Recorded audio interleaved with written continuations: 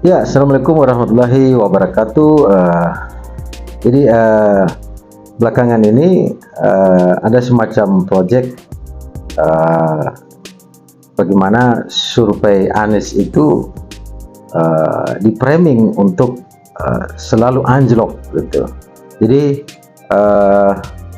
apa namanya, dalam pemberitaan survei Anies itu anjlok terus itu, hingga mungkin anjlok ke urutan 10.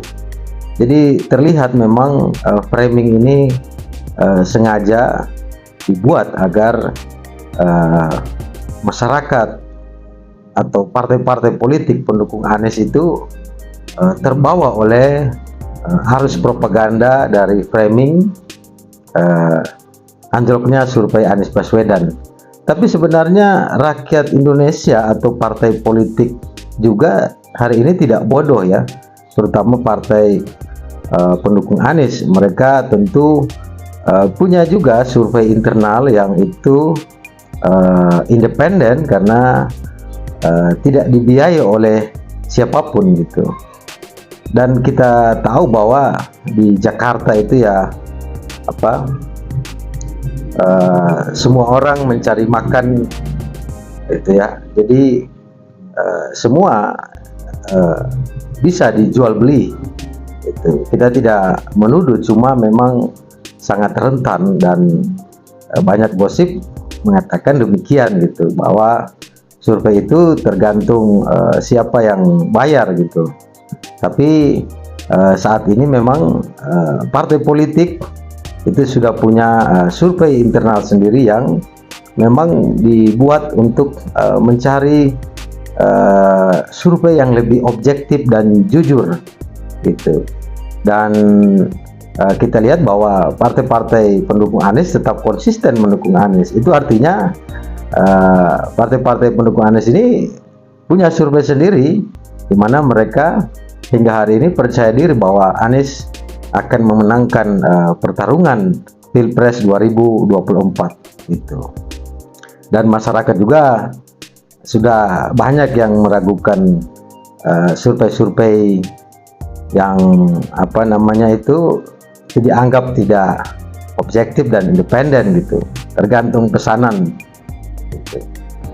Terbukti saat Pilkada DKI tahun 2017, survei Anies itu dipublikasikan itu berada di juru kunci sebagai ada 3 calon saat itu. Anies adalah urutan ketiga gitu. Namun pada faktanya Anies keluar sebagai pemenang Pilkada DKI. Nah, ini tentu menjadi memori kolektif masyarakat Indonesia yang hari ini sudah sangat smart dan pintar gitu. Jadi kalau kita lihat juga dengan adanya teknologi digital, teknologi yang semakin maju, masyarakat itu bisa mengecek juga di algoritma bahwa ternyata posisi Anies itu paling tinggi di antara capres-capres saat ini gitu. Jadi big data Anies Baswedan itu di algoritma itu tertinggi saat ini di antara capres-capres yang lain, sehingga patokan masyarakat dan partai politik hari ini memang itu lebih condong kepada Anies Baswedan. Jadi big data di algoritma itu menunjukkan itu, Anies pada posisi tertinggi hari ini gitu. Dan ini tentu semakin meyakinkan bahwa Anies akan memenangkan pertarungan Pilpres di tahun 2024 yang tinggal beberapa bulan lagi pencoblosannya. Jadi pendaftaran capres itu pada bulan September, awal September ya, dihitung dari sekarang bulan Mei mendekati akhir, hanya tersisa tinggal 3 bulan lagi pendaftaran calon presiden gitu. Jadi sudah sangat mepet gitu. Nah,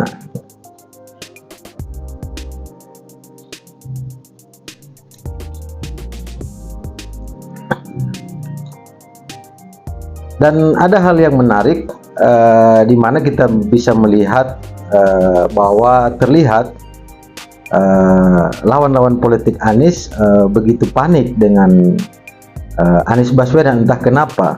Pertanyaannya, kalau memang survei Anies itu rendah atau anjlok, kenapa lawan-lawan politik atau musuh-musuh politik Anies itu sangat panik dan terlihat sangat kuat ada upaya untuk menjegal Anies maju sebagai calon presiden dengan berbagai macam cara, menghantam partai-partai pendukung Anies, kemudian mengintimidasi relawan-relawan pendukung Anies. Ini kan tentu Anies berarti sangat kuat sehingga dia harus dikeroyok atau dijegal, tidak masuk gelanggang atau arena pertarungan kontestasi demokrasi. Ini terlihat berarti Anies sangat kuat gitu, sehingga dia harus dijegal dengan berbagai macam cara gitu. Jadi pertanyaan itu tentu menjadi pertanyaan besar dari masyarakat Indonesia. Kalau survei Anies itu di bawah, kenapa ada upaya penjegalan Anies?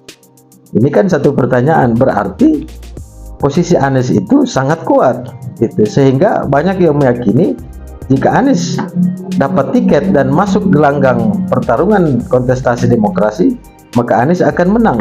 Kenapa demikian?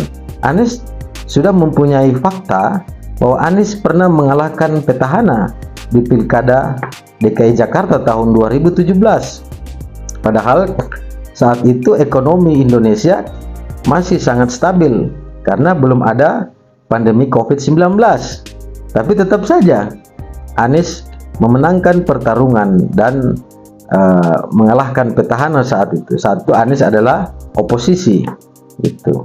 Jadi banyak orang memprediksi, bahkan pengamat-pengamat mengatakan bahwa jika Anies dapat tiket dan masuk gelanggang pertarungan, maka Anies akan menang, seperti yang terjadi pada Pilkada DKI tahun 2017.